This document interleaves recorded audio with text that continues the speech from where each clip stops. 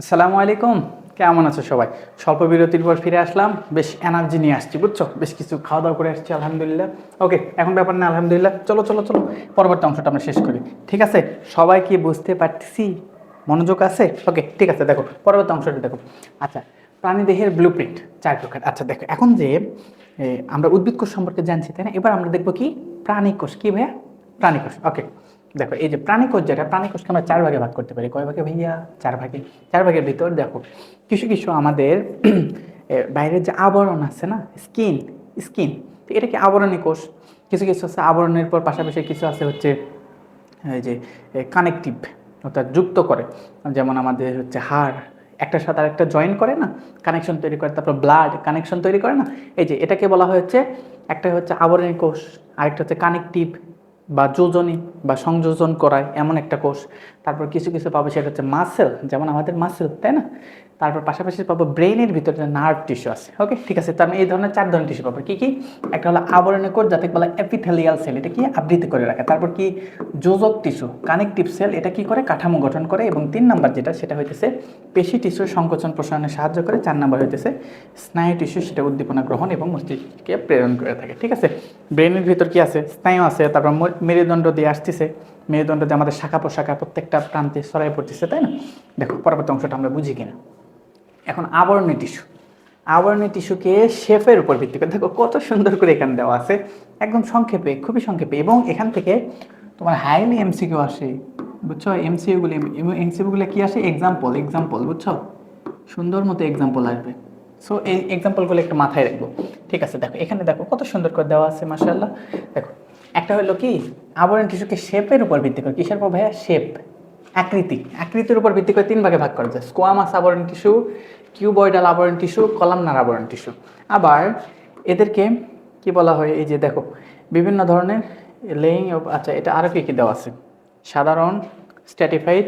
ওকে, ঠিক আছে, তাহলে এটা হলো আকৃতির উপর। তারপর বেশ কিছু ধরনের কাজের কথা যদি বলি, সেই ক্ষেত্রে আমরা পাবো কি? দেখো এই যে নিচের দিকে দেওয়া আছে, সেটা হলো কি সাধারণ বা সাধারণ আবরণী টিস্যু, তারপর হইতেছে স্ট্র্যাটিফাইড আবরণ টিস্যু, তারপর হলো সিউডো স্ট্র্যাটিফাইড আবরণ টিস্যু। কোনটা কি একটু তোমাকে আরেকটু ডিটেল বলতেছি, দেখো। তার মানে আকারের উপর ভিত্তি করে স্কোয়ামাস, সেটা কি পাতলা আইসের মতো, পাতলা আইসের মতো চ্যাপ্টা। তারপর কিউবয়েডাল আবরণ টিস্যু, এটা কি কিউবয়েডাল, দৈর্ঘ্য প্রস্থ উচ্চতায় সমান। আর কলামনার হইতেছে কি স্তম্ভের মতো সরু। এবং প্রত্যেকটার এক্সাম্পল লাগবে, প্রত্যেকটার কি দরকার? এক্সাম্পল, এক্সাম্পল, অবশ্যই এক্সাম্পল। ঠিক আছে, এক্সাম্পল বাধ্যতামূলক। ঠিক আছে, তাহলে এটা এটা এটা এই জিনিসগুলো তোমরা একটু এক্সাম্পলের জন্য তোমরা সুন্দর করে একটু বইটা একটু কুইক রিভিশন দিবা। বই বই থেকে কি উদাহরণ রিভিশন। ওকে, অবশ্যই উদাহরণটা রিভিশন দিবা, যতগুলো উদাহরণ আছে প্রত্যেকটা। এখানে উদাহরণটাই মোস্ট ইম্পর্টেন্ট পার্ট। ওকে, ঠিক আছে। তারপর যদি বলা হয় কাজের উপর ভিত্তি করে সাধারণ, যেমন ভিত্তপর্দার উপর একক স্তরে থাকে। স্ট্র্যাটিফাইড, স্ট্র্যাটিফাইড কি? স্ট্র্যাটিফাইডকে ট্রানজিশনাল বলা হয়। কি কোনো কোনো দেখো না চেঞ্জ হয়ে যেতে পারে। আচ্ছা আমি একটু দেখো এটা ঠিকঠাক আছে কিনা। আচ্ছা, স্ট্র্যাটিফাইড, স্ট্র্যাটিফাইড কিছু কিছু আছে হইতেছে কি মুহূর্তের ভিতরে একটা সময় একটা লেয়ার ছিল, আরেকটা সময় চেঞ্জ হয়ে যেতে পারে। এটাকে বলা হয় ট্রানজিশনাল। কি বলা হয় ভাইয়া?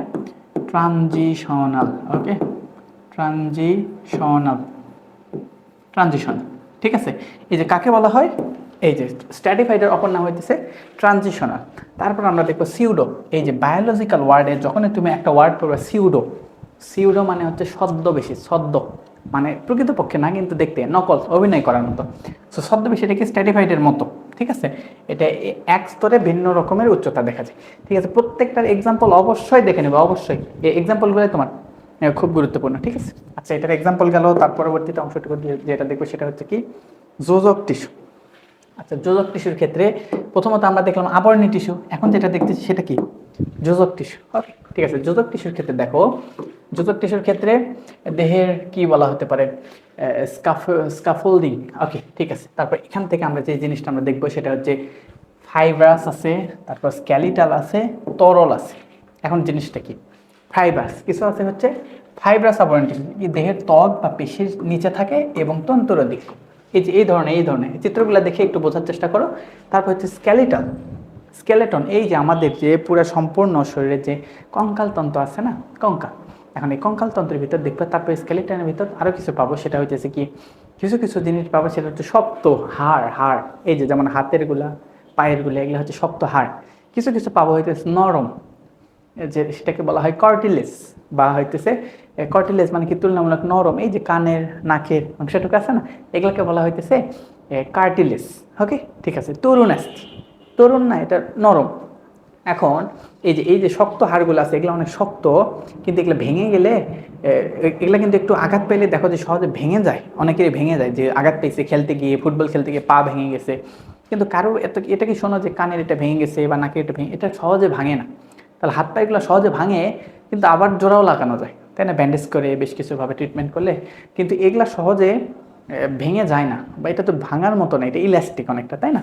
এবার দেখো না, অনেক টিচার ছোটোবেলায় একদম কান ধরে বেশ শাস্তি দিত, পানিশমেন্ট দিত। ঠিক আছে, এখন আর সেগুলো নাই, আল্লাহ হেফাজত করুক। এখন এই ধরনের যেগুলো সহজে কিন্তু কানের, এগুলো কিন্তু ভেঙে যায় না, কিন্তু কোনো কারণে এগুলো যদি ছেড়ে যায় বা কোনো কিছু হয়ে যায়, এগুলো জোড়া লাগানো কিন্তু কঠিন আছে, বুঝছো? ঠিক আছে, আচ্ছা, এই জিনিসগুলো তার মানে একটা পাবো হচ্ছে স্কেলেটাল। স্কেলেটাল দেহের অভ্যন্তরীণ এবং কাঠামো গঠন করে, এর ভিতর আছে অস্থি আছে, আরেকটা আছে হচ্ছে তরুণ অস্থি। ওকে, ঠিক আছে, কাঠামো এবং দৃঢ়তা প্রদান করে। তরল, ফ্লুইড, রক্ত বা লসিকা। আচ্ছা, তরলের ভিতর আছে হচ্ছে, তার মানে একটা পাইলাম হইতেছে ফাইব্রাস, একটা পাইলাম স্কেলেটাল। স্কেলেটালের ভিতর কি আছে? অস্থি আছে, তরুণ অস্থি আছে। আর তরলের ভিতর আছে রক্ত আছে, লসিকাস। ঠিক আছে, আচ্ছা, তরল মাতৃকায় কোষগুচ্ছ ভাসমান অবস্থায় থাকে। ঠিক আছে, পরবর্তী কি দেখানো হইতেছে? আচ্ছা, ডিপ ফ্লুইড হাইওয়ে, রক্ত। আচ্ছা, রক্তের জিনিসটা তোমাকে একটু ডিটেল শিখতে হবে, বুঝছো? কারণ রক্ত নিয়ে অনেক কথা আছে। চলো একটু আমরা রক্তের সম্পর্কে তোমাকে একটু দেখাই। আচ্ছা, প্রথম অবস্থা হইতেছে রক্ত, ব্লাড। তোমাকে একটু, যদি আমি বলি রক্ত, এই যে দেখতে পাও কিনা রক্ত? ওকে, ঠিক আছে। এই রক্তের ক্ষেত্রে দেখো, আমি যদি দুইটা পার্টে ভাগ করি, দুইটা পার্টে ভাগ করলে আমি যে জিনিসটা আমি বলবো, দুইটা অংশ পাবো। দেখো, একটা আমি পাবো হইতেছে রক্তরস, আর একটা পাবো রক্তকোষ বা রক্তকণিকা। তাহলে একটা কি পাবো ভাইয়া? একটা পাবো হচ্ছে রক্তরস। রক্তের ভিতর কিছু রস থাকে, সেটাকে বলা হয় রক্ত রস। ওকে, ঠিক আছে। কিছু এর ভিতর কণিকা জাতীয় পাবো, সেটাকে আমরা বলবো রক্ত কণিকা। ঠিক আছে, ওহো, রক্ত কণিকা, রক্ত কণিকা বলি বা রক্ত কোষ বলি। ঠিক আছে, দুইটা প্রকার পাইলাম। এখন এই রক্ত রস যেটা আছে, এটার পরিমাণ ভাইয়া, এটার পরিমাণ হচ্ছে 55%। কত ভাইয়া? 55%। মানে এটার পরিমাণ তুলনামূলক বেশি, আর এটার পরিমাণ তুলনামূলক কম, এটা হইতেছে 45%। ওকে, ঠিক আছে। এখন এই রক্ত রসটাকে, এটা হচ্ছে লিকুইড পার্ট, তুলনামূলক তরল যে অংশ, সেটা হইতেছে রক্তরস। আর এগুলা কি? কণা, তুলনামূলক কোষ যেগুলা, সেগুলা হইতেছে রক্তকণিকার ভিতর পড়ে। এটার ভিতর যদি আবার আমরা দেখি, রক্তরসের ভিতরেও কিছু আছে পানি জাতীয় পদার্থ আছে। এর ভিতর আবার দেখবো, এর ভিতর একটু যদি আমরা একটু সংক্ষেপে যদি একটু দেখি, এর ভিতর হইতেছে প্রায় হচ্ছে 90 থেকে 92% হইতেছে পানি, 90 থেকে 92% হইতেছে ওয়াটার, বুঝছো? ওয়াটার মানে খুবই হালকা জিনিস, পানি। আর বাকিগুলো যদি আমরা একটু বলি, বাকি তার মানে বিভিন্ন ধরনের অজৈব পদার্থ থাকে, তার পরিমাণ কত হবে? তার পরিমাণ হবে 8 থেকে 9%। তাই হবে কিনা বলো তো? কারণ 90 থেকে 92 হলে বাকি থাকলে কি 8 থেকে 9%, এগুলো বিভিন্ন ধরনের অজৈব পদার্থ। ওকে, ঠিক আছে। এখন তারপর এখানে যেটা মোস্ট ইম্পর্টেন্ট, যেটা রক্তকণিকা। রক্তকণিকাকে তিনটা ভাগে ভাগ করা যায়। কয়টা ভাগে ভাগ করা যাবে? তিনটা ভাগে ভাগ করা যায়। এই যে দেখো, রক্তকণিকাকে তিনটা ভাগে ভাগ করা যায়। এক নম্বর হইতেছে লাল রক্তকণিকা, লাল লোহিত রক্তকণিকা, যেটাকে আমরা বলি রেড ব্লাড সেল বা রেড ব্লাড কর্পাস। তো এটা কি? লোহিত রক্তকণিকা। তারপর আরেকটা পাবো হইতেছে লোহিত। লোহিতকে লোহিতভাবে লেখা উচিত ছিল না, এটা তো অনুচিত কাজ করলাম। লোহিত রক্তকণিকা লাল, এটাকে আমরা বলবো আরবিসি। ওকে, আরবিসি। তারপর আচ্ছা দাঁড়াও, এটাতে আমি বর্ডার দিয়ে দিই। তারপর তারপর দেখো, তারপর কিছু পাবো হইতেছে শ্বেত রক্তকণিকা, সেটাকে বলা হয় ডাব্লিউবিসি। ডাব্লিউবিসি মানে কি? হোয়াইট ব্লাড সেল, হোয়াইট, সাদা বা বর্ণহীন, হোয়াইট ব্লাড কর্পাস বা হোয়াইট ব্লাড সেল। তারপর কিছু পাবো খানিকটা ইয়েলোইশ, বুঝছো? খানিকটা এগুলা ইয়েলোইশ দেখতে, এটাকে বলা হয় প্ল্যাটিলেট বা প্ল্যাটিলেট মানে কি? হ্যাঁ, এটাকে আমরা কি বলতে পারি? প্ল্যাটিলেট। আচ্ছা, প্ল্যাটিলেট। ওকে, ঠিক আছে। দেখো, এখন কোনটার কাজ কি? লোহিত রক্তকণিকা, এটা এটা হইতেছে, এই যে আমরা রক্ত কাটলে তো আমরা লালটা দেখি, তাই না? এই যে 45% ছিল না, তার ভিতরে ম্যাক্সিমাম হইতেছে লোহিত রক্তকণিকা। আর শ্বেত রক্তকণিকা, এটা কি জানো? এটা আমাদের সৈনিক, অ্যান্টিবডি। নাম শুনছো, বিভিন্ন সময় বলা হয় একটা শব্দ, অ্যান্টিবডি। অ্যান্টিবডি মানে অ্যান্টিবডি, এটা কি করে? আমাদের হইতেছে রোগ জীবাণু মেরে ফেলতে, বা রোগ রোগের জীবাণুর হাত থেকে আল্লাহর রহমতে আমাদেরকে হেফাজত করতে, এগুলোর ক্ষেত্রে একটা অবদান রাখে। ঠিক আছে, তারপর এটা যখন রক্ত নিয়ে ডিটেল পড়বে না, তখন দেখবা যে এটা কত প্রকার, কি কি কি কি কাজ করে। তারপর আছে কিছু প্ল্যাটলেট। এই জিনিসগুলো কি? আচ্ছা, এগুলা হচ্ছে তঞ্চন ঘটে, ওই যে হুট করে কেটে গেলে আমাদেরকে কন্টিনিউয়াসলি রক্ত পড়ে না, কিছুক্ষণ পর থেমে যায় না? তো এখানে এই যে প্ল্যাটেলেট, এটা কাজ করে, বুঝছো? বেশ গুরুত্বপূর্ণ। তারপর এদের একটু সাইন্টিফিক নামগুলো জানা তোমার দরকার, বুঝছো? সাইন্টিফিক নামগুলো জানা দরকার। এটা হইতেছে কি ইরাইথ্রোসাইট, এটাকে বলা হইতেছে লিউকোসাইট, এটাকে বলা হয় থ্রম্বোসাইট। ঠিক আছে, এই ওয়ার্ডগুলো একটু জানা জরুরি। তাহলে কোনটা কত পার্সেন্ট কি মোটামুটি একটা আইডিয়া পাইছি না? ঠিক আছে, এখন আশা করি এটা বোঝাটা ইজি হবে, আর এটা বোঝা আরো একটু ইজি হবে। দেখো পরবর্তী অংশটা একটু দেখি। তারপর রক্তকে যদি আমরা বলি, একটা হচ্ছে লোহিত রক্তকণিকা, আরবিসি। ওকে, এটা কি হিমোগ্লোবিনের সাহায্যে অক্সিজেন পরিবহন করে, তার মানে অক্সিজেন পরিবহনে কে কাজ করে ভাইয়া? আরবিসি। শ্বেত রক্তকণিকা, এটা কি জীবাণু ধ্বংস করার ক্ষেত্রে কাজ করে, শ্বেত রক্তকণিকা। আর কিছু আছে অনুচক্রিকা, যেটাকে আমরা বললাম প্ল্যাটলেট বললাম না, এটা রক্ত জমাট বাঁধাতে সাহায্য করে। ঠিক আছে, বুঝতে পারছো? দেখো এটা হইতেছে লাল, এটা হইতেছে সাদার মতো, আর এটা কি খানিকটা ইয়েলোইশ বা বিভিন্ন রকমের কালার হয়ে থাকে। বুঝতে পারছি কত সুন্দরভাবে বোঝানো আছে? তারপর পেশি টিস্যু, দেখো পেশি। এখন আমাদের পেশিতে আসি। দেখো পেশি টিস্যুকে যদি ভাগ করি, এটা 3 ভাগে ভাগ করতে পারি। একটা হলো ঐচ্ছিক পেশি, একটা হচ্ছে অনৈচ্ছিক পেশি, আরেকটা হলো হৃদ পেশি। 3টা চিত্রগুলো খুব জরুরি। চিত্র এখানে চিত্রের একটু কম্পেয়ার দিয়ে দেয়, বুঝছো? চিত্রটা অবশ্যই বই থেকে দেখে নিব এবং বইয়ের মতো করে আঁকাবো, কারণ এটা 3D তোমাকে দেখানো হইতেছে, কিন্তু এভাবে তো আঁকাইতে পারবে না, বইয়ের মতো করে আঁকাই নেবে। ওকে, ঠিক আছে। এখন দেখো ঐচ্ছিক পেশি আকৃতি কি নলাকার এবং শাখাবিহীন। নলাকার এবং আচ্ছা ঐচ্ছিক ইচ্ছা মতো করা যায়, তাই না? নলাকার এবং শাখাবিহীন, নিয়ন্ত্রণ প্রাণীর ইচ্ছাধীন। আর ঐচ্ছিক পেশি নিজের ইচ্ছা মতো চালানো যায়। তারপরে এটাকে আরেকটা নাম বলা যায়, সেটা হচ্ছে ডোরা কাটা। কি বলতো? এটা হচ্ছে ডোরা কাটা। ডোরা কাটা কেন বলা হয় জানো? ডোরা কাটা এই জন্য বলা হয় যে ডোরা কাটার ভিতর যদি ডোরা কাটা থাকে, ডোরা কাটা মানে কি? অমসৃণ না? অমসৃণ। তুমি যদি কোনো কিছুকে কন্ট্রোল করতে চাও, সেটা কি মসৃণ হলে কন্ট্রোল করতে পারবে না অমসৃণ? সেটা যদি অমসৃণ হয় তাহলে তো নাড়াচাড়া করতে পারবে, আর মসৃণ যদি হয়, খুবই যদি পিচ্ছিল হয়, তাহলে তো তুমি কন্ট্রোল করতে পারবে না। তাহলে আমাদের যে ইচ্ছাধীন, যেমন হাতের পেশি, পায়ের পেশি, তারপর এগুলা যেগুলো আছে না, এগুলা হইতেছে ঐচ্ছিক পেশি। ঠিক আছে, নিজের ইচ্ছাধীন চলাচল মানে নড়াচড়া করা যায়। অনৈচ্ছিক কি? এই যে এরকম দেখতে। এর ভিতর দেখো এখানে কি ছিল? কমপ্লিমেন্টারি মাসল ছিল, তারপর কি তারপরে যে কি, এটা ক্লিয়ারলি বোঝা যাইতেছে না। তারপর এখানে দেখো মাসেল সেল ছিল, তারপর হইতেছে স্মুথ সেল ছিল।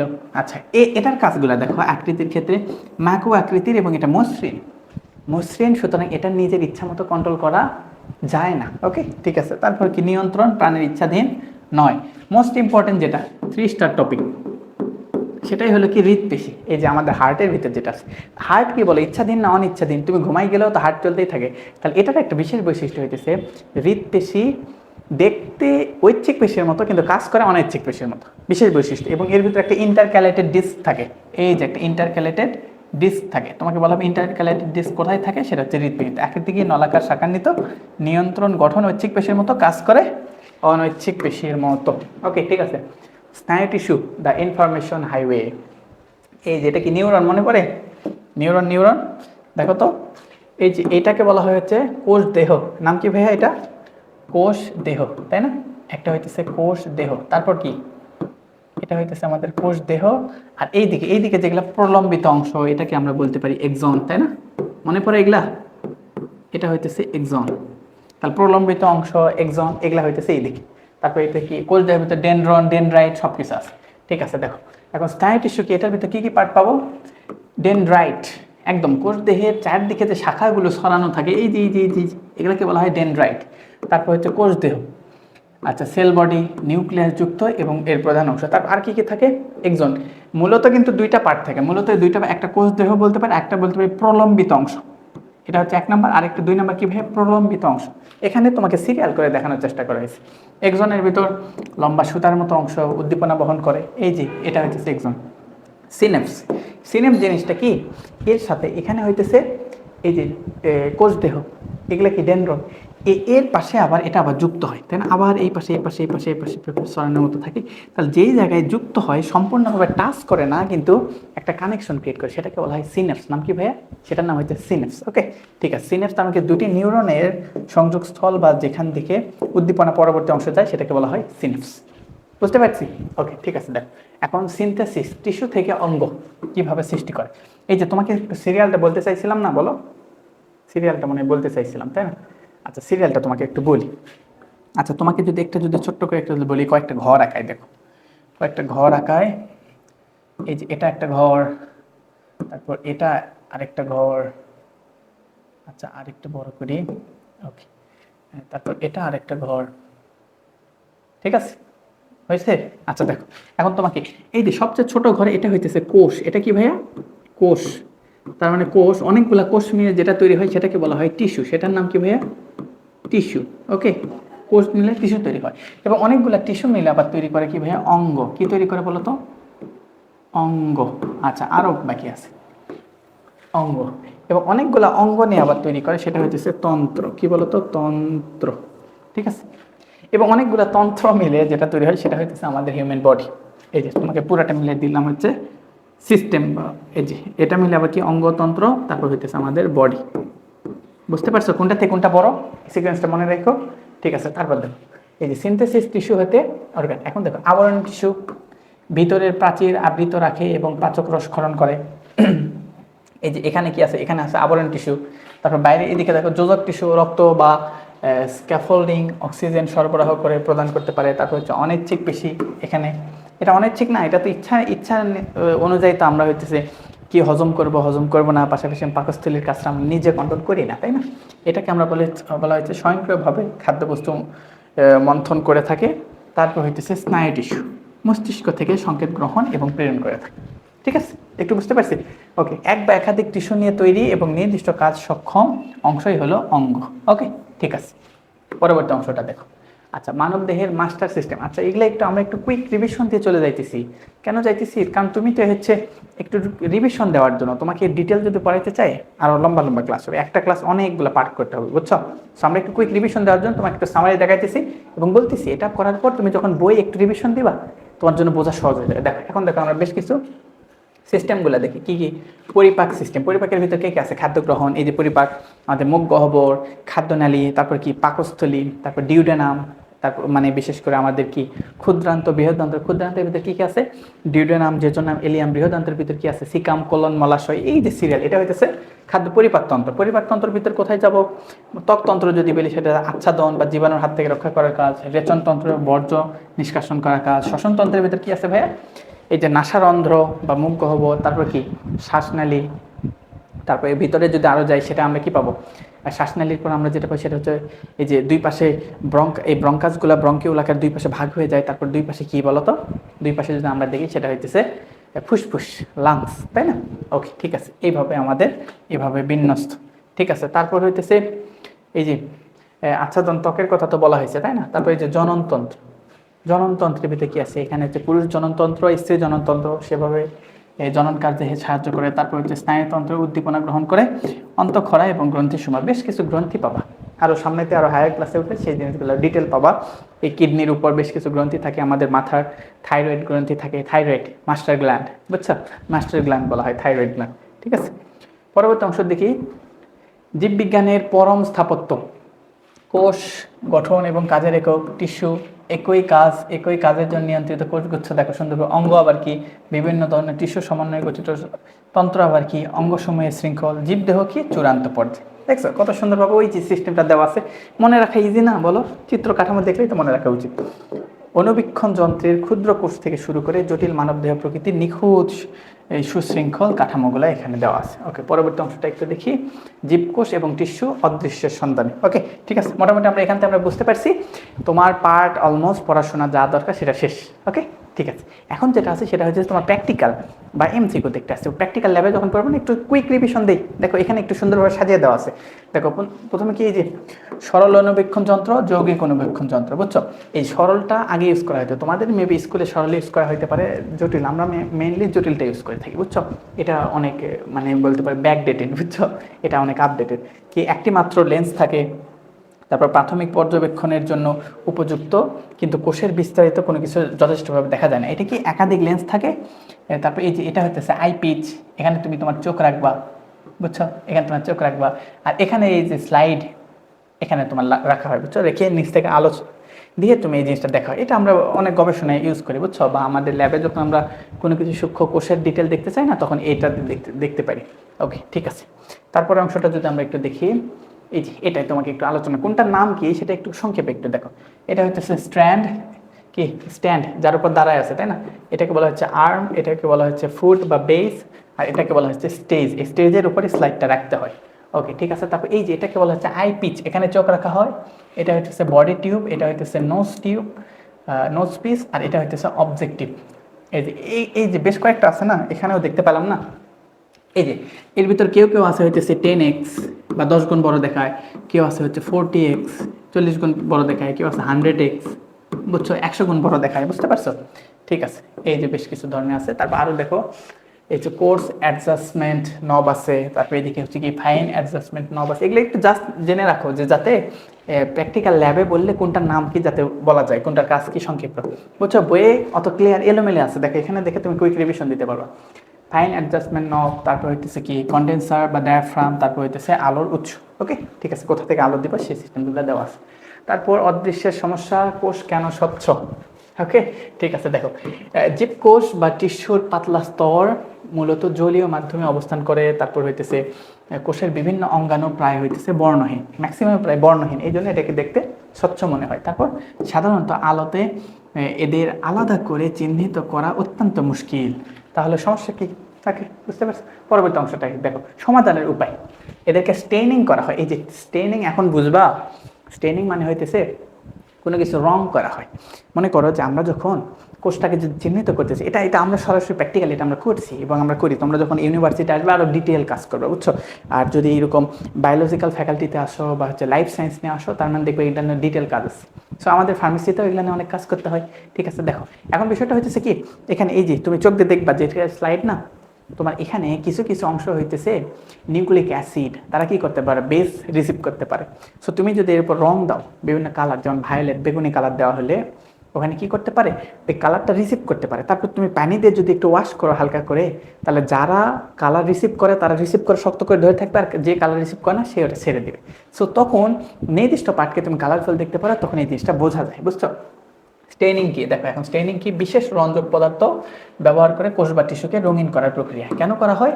কোষের আকার বা আকৃতি স্পষ্টভাবে বোঝার জন্য, কোষের ভিতরের অংশ বা অঙ্গাণুকে, যেমন নিউক্লিয়াস ইত্যাদির চারপাশে ভালোভাবে দেখা যায়। উদাহরণ যেমন স্যাফরানিন, তারপর কি মিথাইল ব্লু, এই যে আমরা স্যাফরানিন ইউজ করি, তারপর হচ্ছে ভায়োলেট, ঠিক আছে, আর তারপর বিভিন্ন ধরনের পার্পল কালার, এগুলো বেশ কিছু ইউজ করা হয়, বুঝছো? ঠিক আছে, তারপর দেখো আলোর সীমানা পেরিয়ে ইলেকট্রন অণুবীক্ষণ যন্ত্র। আচ্ছা, এই ইলেকট্রন অণুবীক্ষণ যন্ত্র এটা আমরা এখন ইউজ করি না, এটা দেশের একদম বড় বড় পর্যায়ে বা দেশে অত হাই কোয়ালিটি আছে কিনা আমি এখনো জানি না। তো এটা বেশ হাই কোয়ালিটি কাজ করার জন্য, বুঝছো, এবং বেশ কোটি কোটি টাকার সম্পত্তি, বুঝছো? তো এই জন্য এটা যখন আরও হয়তো ভালো রিসার্চে যাওয়া হবে, তখন দেখা যাবে এই কাজগুলো আমরা ব্যবহার করতে পারবো। ঠিক আছে, আচ্ছা দেখো এটা কি 200 ন্যানোমিটার, 200 ন্যানোমিটার, এত ছোট জিনিসও এটা দেখা যায়। আলোর সীমাবদ্ধতা, যেমন দৃশ্যমান আলো তো 400 থেকে 700 ন্যানোমিটার, এটা তো দেখতে পারি, এর বেশি তো আমরা দেখতে পাই না। কিন্তু এটার মাধ্যমে দেখো কতটুকু দেখতে পাচ্ছি, 200 ন্যানোমিটার পর্যন্ত ছোট জিনিসকে দেখা যায়। কোষের ভিতরে ক্ষুদ্রতম অঙ্গাণু, রাইবোজোম, এন্ডোপ্লাজমিক রেটিকুলাম ইত্যাদি দেখার জন্য এই ইলেকট্রন মাইক্রোস্কোপ ব্যবহার করা হয়। ঠিক আছে, এই যে দেখো ইলেকট্রন গান, তারপর তড়িৎ চুম্বক, তারপর এখানে কোনো বস্তু এইভাবে আমরা দেখতে পাই। তারপর দেখো আলোর বদলে ইলেকট্রন যদি রাখা হয়, তাহলে আলোক রশ্মির চেয়ে ইলেকট্রনের তরঙ্গ দৈর্ঘ্য বহুগুণ ছোট, যা অবিশ্বাস্য বিবর্ধন করতে পারে। তার মানে আলো তো আমরা 400 থেকে, আমরা কত দেখতে পাই ভাইয়া, আমরা 400 থেকে 700 ন্যানোমিটার এই পর্যন্ত আমরা নর্মালি দেখতে পাই, এর চেয়ে ছোটো হলে দেখতে পাই না। কিন্তু এটা যেহেতু ইলেকট্রনের তরঙ্গ দৈর্ঘ্য যেহেতু আরও ছোট, বুঝছো, খুবই ছোট। এই ইলেকট্রন তোমরা এটা যখন আরও বড় ক্লাসে উঠবা বা ইন্টারমিডিয়েট যাবা, তখন একটু ধারণা পাবা, অনার্স লাইফে এসে ডিটেল জানবা যে হইতেছে এই ইলেকট্রনের বেশ কিছু এর তরঙ্গ ধর্ম আছে, বুঝছো? শ্রোডিঞ্জারের একটা নিয়ম পাবা, সেটা ডিটেল আরও বুঝলে পরবর্তীতে বুঝতে পারবা।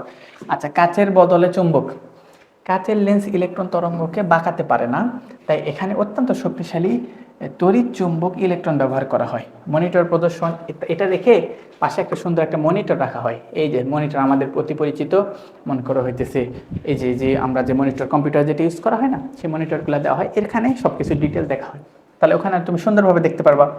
তারপরে অংশ যদি দেখি তুলনামূলক বিশ্লেষণ, দেখো যদি একটু পার্থক্য দেয়, একটা জাস্ট এমসিকিউর জন্য এত ডিটেল তোমার জানার দরকার নেই, তারপরও এমসিকিউ যাতে একটু একদম 100% ক্লিয়ার থাকে। এবং এটা হইতেছে ভাইভাতে, প্র্যাকটিক্যাল ল্যাবের উপর ভাইভা হলে এই ধরনের প্রশ্ন করে থাকে। দেখো যৌগিক অণুবীক্ষণ যন্ত্র, উৎস এটা হচ্ছে দৃশ্যমান আলো, এটা হইতেছে ইলেকট্রন বিম, লেন্সের ক্ষেত্রে এটা কাচের লেন্স, আর এটা হচ্ছে তড়িৎ চুম্বক।